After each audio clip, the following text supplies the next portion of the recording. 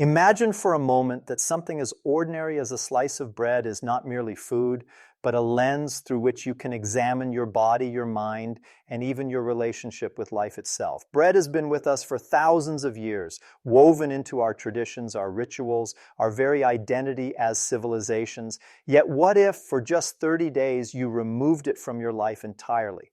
What would you discover? First, let us consider the body. Bread is one of the most concentrated sources of refined carbohydrates in the human diet. When you consume it, your body responds with a surge of insulin, attempting to regulate the sudden rise in blood sugar. This repeated pattern creates a cycle: eat, spike, crash, crave. By removing bread, you remove the spark that ignites this cycle. Within days, your blood sugar begins to stabilize. Energy becomes less erratic. Instead of a roller coaster of highs and lows, you find yourself on a steady path where clarity and vitality emerge not from constant feeding, but from balance. But beyond the body lies the mind. Bread is not only physically addictive, it is psychologically comforting. It is the smell of the bakery, the warmth of toast in the morning, the symbol of hospitality on the dinner table.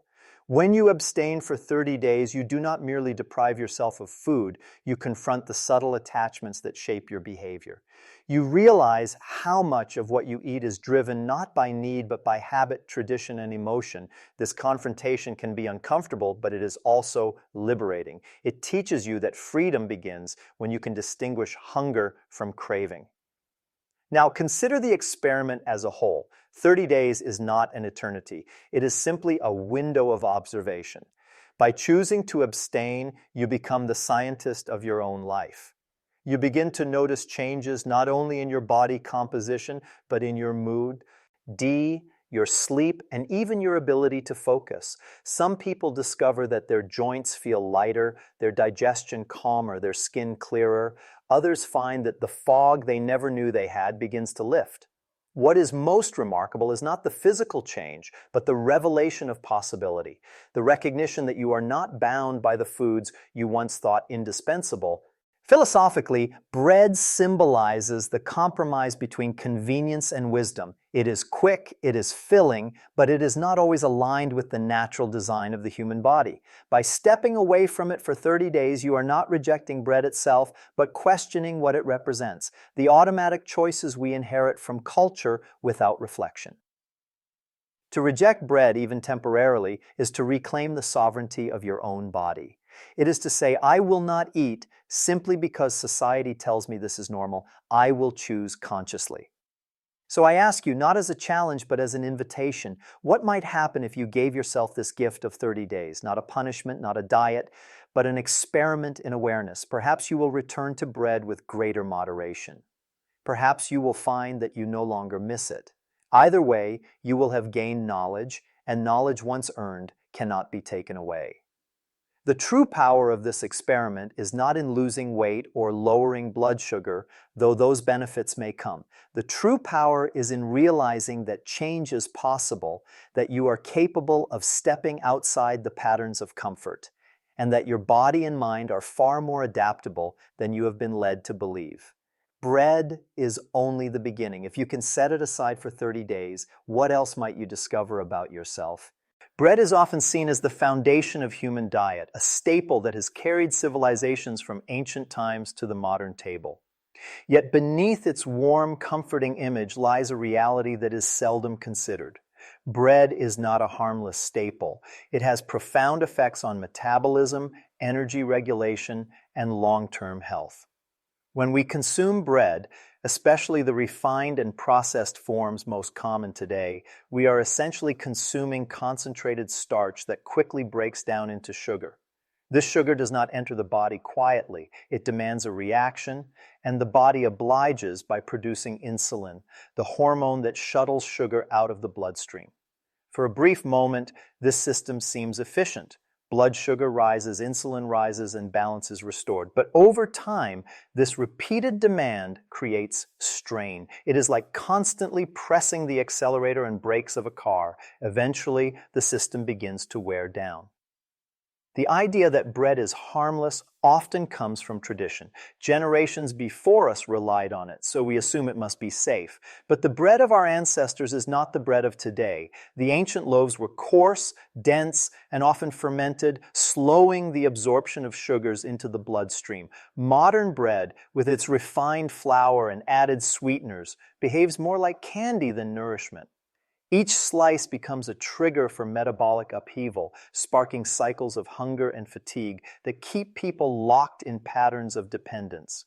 The body craves more, not because it needs more, but because it has been destabilized by what has already been consumed. When you step back and examine this cycle, you see that bread does not simply provide energy, it dictates how energy is used. The constant spikes in blood sugar encourage the body to store fat, particularly around the midsection, while simultaneously preventing fat from being burned. Instead of a fuel that supports vitality, bread becomes a fuel that traps energy in storage, leaving the individual feeling tired, foggy, and paradoxically still hungry. This is why so many people feel the urge to snack constantly throughout the day. The bread that promised satisfaction delivers only fleeting relief, followed by another demand for more. The long-term implications of this are even more sobering. A life centered on bread and other refined carbohydrates contributes to the development of insulin resistance, a condition where the body no longer responds properly to insulin. This resistance is the silent doorway to chronic diseases such as type 2 diabetes, heart disease, and even neurodegenerative conditions. What begins as a simple daily choice, a piece of bread with breakfast, a sandwich at lunch, a roll with dinner, accumulates over years into a legacy of imbalance. To recognize that bread is not harmless is not to demonize it, but to see it for what it truly is, a potent substance that alters the physiology of the human body. By questioning its role, even for just 30 days, we can begin to understand its true impact. Bread is not neutral fuel. It is a force that shapes metabolism, dictates cravings, and influences the trajectory of long-term health. Once you see it through this lens, the simple act of eating or not eating bread takes on profound significance, not just for the body, but for the quality of life itself. When bread is removed from the diet, even for a short span of 30 days, the body is given an opportunity to recalibrate, particularly in how it responds to insulin and manages blood sugar. Bread, by its very nature, is rapidly converted into glucose, causing abrupt spikes in blood sugar.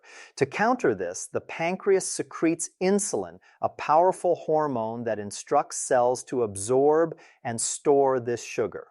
The cycle works smoothly in theory, but the problem arises when it is repeated endlessly. Daily bread consumption means daily glucose surges, daily insulin surges, and ultimately a body that is always chasing balance but never achieving stability. When this cycle is interrupted, when bread is removed, the system is allowed to quiet itself. The body can begin to regulate blood sugar without constant interference. Within the first days of abstaining, many people notice subtle changes. The hunger that once appeared like clockwork every 2 to 3 hours begins to fade. Meals become more satisfying, not because more food is consumed, but because the body is no longer pulled into rapid highs and lows of energy.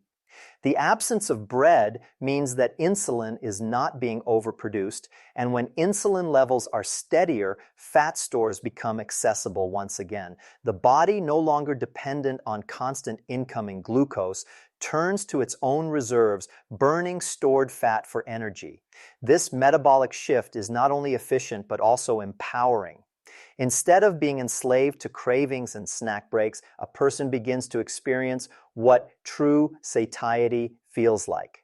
The psychological effect of this stabilization is profound. Imagine living each day without the constant background noise of energy crashes and cravings. The brain, too, benefits from steady blood sugar. Sharp fluctuations in glucose are linked not only to fatigue, but also to irritability, anxiety, and foggy thinking. When those fluctuations are minimized, mental clarity emerges. People often describe it as if a veil has been lifted, revealing a sharper, calmer, and more focused mind. It is remarkable to realize that something as ordinary as bread could have been quietly dictating the rhythm of your mood and thoughts all along. Another aspect worth considering is how the body communicates hunger once bread is gone. Without the artificial spikes, hunger signals become more authentic. True hunger is a gradual, gentle cue, not the urgent, ravenous demand created by crashing blood sugar. Over 30 days, people learn to differentiate between the two. They begin to trust their bodies again, eating when nourishment is truly needed rather than when blood sugar instability forces them to. This is not merely a metabolic change, but a restoration of a deeper connection between body and mind. What emerges after 30 days is not just improved insulin sensitivity or more stable blood sugar, though these are significant. What emerges is a new relationship with energy itself. The body learns that it can function smoothly, consistently, and effectively without being propped up by the constant supply of bread. The human system was never designed for relentless surges of glucose. It was designed for balance. By removing bread, even temporarily, you give the body a chance to remember its natural state of equilibrium, a state that is far more sustainable and far more life-giving than the cycle it has been trapped in. The absence of bread for 30 days reveals something much deeper than a simple dietary change. It exposes the complex interplay between hunger, craving, and psychological dependency. At first glance, bread appears to be a neutral comfort, something that fills the stomach and provides warmth at the table. But when it is suddenly removed, a person quickly discovers that much of the desire for bread is not rooted in genuine need, but in habit and emotional attachment. This realization can be unsettling because it forces us to confront how often our eating decisions are shaped not by nourishment, but by the brain's pursuit of reward and comfort. Bread, particularly modern refined varieties, interacts with the brain in ways that mimic addictive substances. The rapid conversion of starch into glucose delivers a surge of energy, followed by a crash that leaves the body seeking another hit. This cycle is reinforced by dopamine, the neurotransmitter of reward and motivation. Over time, the association between bread and emotional relief becomes deeply ingrained. It is no longer just about satisfying hunger, it is about soothing stress, filling silence, or adding pleasure to a routine. Removing bread breaks this cycle, and in the first days of abstinence, many feel the restless discomfort of unmet cravings. The body may not truly need the bread, but the mind insists that something is missing. This experience opens the door to a profound psychological lesson. Not every craving should be equated with hunger. True hunger is the body's biological signal for fuel. It builds gradually, can be satisfied by many nourishing foods, and subsides once the body's needs are met. Cravings, on the other hand, are sharp, specific, and urgent. They demand a certain taste, texture, or experience, often tied to memory and habit. By abstaining from bread, you begin to witness this distinction with clarity. You recognize that the longing for a slice of toast or a sandwich is not a reflection of physical need, but of conditioned desire. As the 30 days unfold, the power of cravings begins to weaken. Without constant reinforcement, the brain learns that life continues without bread, that comfort and satisfaction can be found elsewhere, and that hunger is not a force to be feared, but a signal to be understood. This shift in perception is liberating. It teaches that we are not slaves to our cravings. We can observe them, question them, and even let them pass without acting on them. The act of restraint builds resilience, and resilience translates into freedom, the freedom to choose consciously rather than react impulsively. On a deeper level, this experiment challenges us to consider how much of our daily life is driven by invisible dependencies. Bread becomes a metaphor for all the little comforts we cling to without question. By giving it up, even temporarily, we practice the art of detachment. We learn that security does not come from external substances, but from inner balance. The 30 days without bread become more than a dietary trial. They become a meditation on human behavior, desire, and the possibility of mastery over our impulses. In this way, the The absence of bread is not deprivation, it is revelation. A 30-day break from bread is far more than a dietary adjustment. It becomes a living experiment in awareness, a deliberate step into self-observation. Most of us move through our eating patterns without questioning them, believing that the foods we reach for are dictated by preference or convenience. Yet when one staple food is suddenly removed, the body and mind begin to reveal how adaptable they truly are. Bread, often perceived as irreplaceable, quickly proves to be less essential than imagined. In its absence, the human system recalibrates, showing resilience that is often hidden beneath routine. In the first days, there may be discomfort. Hunger signals feel sharper, cravings grow louder, and the urge to return to familiar patterns is strong. But as time passes, the body demonstrates its extraordinary flexibility. It learns to extract energy from other sources, to balance itself without the constant stream of glucose provided by bread. Fat stores, once locked away, become accessible fuel. Digestion feels lighter, energy feels steadier, and sleep begins to regulate itself. These changes are not forced upon the body, but arise naturally once the disturbance of bread is removed. The experiment highlights an essential truth. The body is always seeking equilibrium, and when freed from excess interference, it knows how to find it. Equally important is the psychological dimension of this experiment. When people realize they can go 30 days without bread, they begin to question other assumptions about their needs. The experiment is not about restriction, but about discovery. It is about realizing that dependence is often imagined, not real. Many discover that they do not miss bread after the first week, or that alternatives such as vegetables, proteins, or healthy fats leave them more nourished than a slice of toast ever did. This recognition shifts perspective. T. He individual is no longer at the mercy of tradition or habit, but steps into a position of conscious choice. Such awareness extends beyond food. If bread, a symbol of comfort, tradition, and supposed necessity, can be set aside without consequence, then what else in life might be questioned? The 30 days become a metaphor for all the ways we hold on to routines that do not serve us, all the habits that weigh us down without providing true value. By giving up bread, one learns that attachment can be loosened, and in loosening it, freedom emerges. The experiment also nurtures patience and discipline, qualities that extend into every aspect of life. It teaches that short-term discomfort is often the price of long-term clarity. The body adapts not only physically but psychologically, building resilience against the pull of cravings and the inertia of habit. What began as a test of diet becomes a training ground for the mind. At the end of 30 days, bread may or may not return to the table, but the lesson remains. The human system is adaptable, far stronger, and far more independent than we usually believe. To witness this truth firsthand is to reclaim both confidence in the body and authority over one's choices.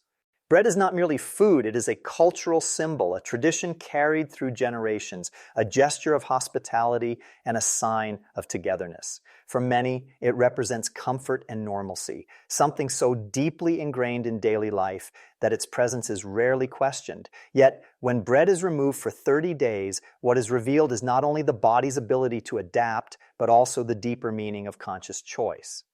The experience forces us to reflect on the difference between eating by default and eating by design.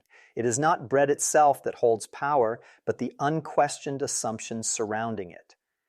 Philosophically, bread embodies convenience. It is quick, filling, and always available, but convenience often comes at a cost. In the case of bread, the cost is metabolic imbalance, reliance on rapid glucose, and a quiet but steady erosion of health. When one steps away from bread, even briefly, it becomes clear how often convenience dictates our decisions rather than wisdom. This realization extends beyond food into the broader framework of life. How many choices are made simply because they are easy, familiar, or culturally accepted?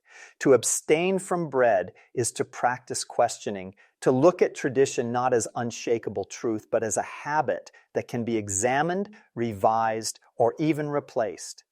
During the 30 days, a person may begin to feel the psychological weight of stepping away from something so socially normalized. Friends and family may ask questions, some may even challenge the decision, and in those moments, the experiment becomes a mirror of society's deeper patterns. It shows how powerful conformity is, how difficult it can be to make choices that deviate from the collective script. Yet, it is precisely in this resistance that strength is built. Choosing consciously in the face of social expectation teaches the value of autonomy, the recognition that health and fulfillment do not have to bow to convenience or tradition. The outcome of the 30 days is not predetermined. Some may return to bread with greater moderation, treating it as an occasional indulgence rather than a daily necessity. Others may discover that they no longer miss it and choose to move forward without it. In either case, the value of the experiment lies not in the specific outcome, but in the awareness gained. The act of removal provides clarity, and clarity cannot be unlearned.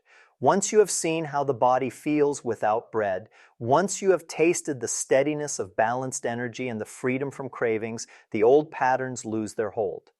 Ultimately, the 30 days without bread become a symbolic act of self-mastery. It is not about demonizing food or glorifying discipline, but about reclaiming sovereignty over one's body and choices. Bread is simply the tool through which this lesson is learned. It shows us that change is possible, that dependence is not inevitable, and that we possess the ability to rise above habit. When you step beyond bread, you step into a deeper awareness of yourself. And once that awareness is awakened, it becomes the seed for transformation, not only in diet, but in every corner of life.